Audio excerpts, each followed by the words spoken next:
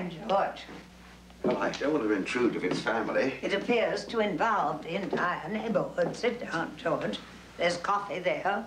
Or would you prefer something stronger? No, nothing for me, thank you. I just came to see how you were. I'm fine, George.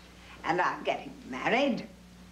Marvin. Yes, well, yes, you said last night that... Despite the objections of my family, and I might add, his. Mother, if you would only listen to reason. You've had your say. Let me have mine. Mother, you really ought to have some consideration for us. Sarah, darling. How many husbands have you had? Oh, I don't see what that has to do with... The number, please. You know perfectly well. 3. That is correct. 3. And did you have any consideration for your father and me when you ditched Sandy, a perfectly good husband, and ran off with that ski bum? He was the father of my children. Yes, that and going down slopes was the extent of his usefulness. And as for Harrison... What's wrong with Harrison? He's a buffoon. That's what's wrong with Harrison. Well, she was trying to find happiness. She had to have her chance. And I don't. Youth must be served. But youth doesn't give a damn about age. The young George seem to feel that they have a God-given right to happiness, while the old is supposed to be quiet, stay out of the way, and not cause trouble. Darling, please understand that all we want... And as for you, Chipper, you who came in here 2 years ago with Orville in tow. Orville, a garage mechanic. And you had the gall to sit him down here on this sofa in his greasy jeans and tell me that you were going to set up housekeeping together. Not set up housekeeping. Live together. Same thing. And he wasn't really a garage mechanic. That was just sort of make-believe. He worked in a flower shop. And what did I tell you at the time? I don't remember. I do. I took a long look at your Orville and a deep breath. And I said to you, I love you and good luck. By the way, whatever happened to Orville? He wasn't sincere. I'm not surprised. Mechanics who work in flower shops seldom are. And what about me? I suppose you're going to say I shouldn't have married Doreen. On the contrary, I think Doreen was about as good as you were ever going to be able to get. Now, Marvin and I have finally decided that we have as much right to happiness as you do. And we expect to have your love and support. And I want a big church wedding, and you, Orton, will give me away. I couldn't. I just couldn't. I couldn't do that to my father. I'm not some Indian widow, Orton, to be thrown on my husband's pyre. I have to go on living. Not with this Jew. I will not have that in this house. I'm sorry, Orton, but I mean it. God knows I don't want to do battle with prejudice at my time of life, but if I have to, I will. Please try and understand this. It's been 10 years since your father died. During those 10 years, I've had to face the loneliness as cheerfully and as productively as I could. I tried not to bore people with my sorrow. I tried not to dwell in the past. I tried to pretend that life had some meaning, although in my heart, I felt it was over, really. I was as dead as my husband.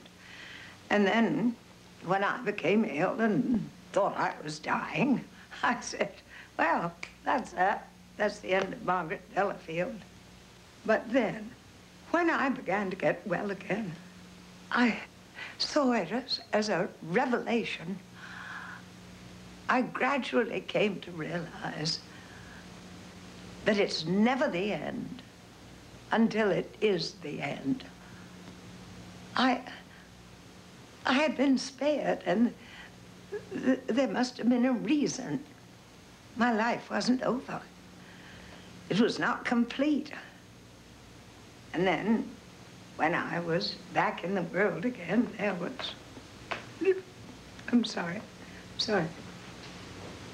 There was Dr. Marvin Elias loving me and wanting us to start a new life together. It was like a shining gift. I could love this dear man, not because I've loved your father less, but because I had your father's abiding love as a kind of beacon before me. I could love Marvin because I had loved Spud so much. Right on, Toots. Mother, what about the religious differences? Oh, we've resolved that. How? Will he convert? Convert? No need to convert. I turned to him one day and I said, do you believe in... And he said, yes. Do you? And I said, yes. And that was it. There are no religious differences because it's all one miracle, isn't it? And if it's all one miracle, then it's all one religion, no matter how many forms it takes. The sad fact is, Mother, he's only after your money. Our money.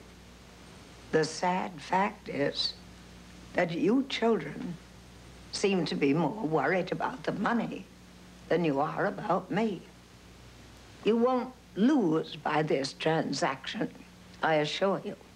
What I have is Marvin's. What Marvin has is mine. We're old-fashioned. The wills will remain the same. We don't know how much time we have left, Marvin and I, but we propose to make the most of every moment. And we will not let anyone stop us. Is that clear? Horton? Sarah? Chipper? George?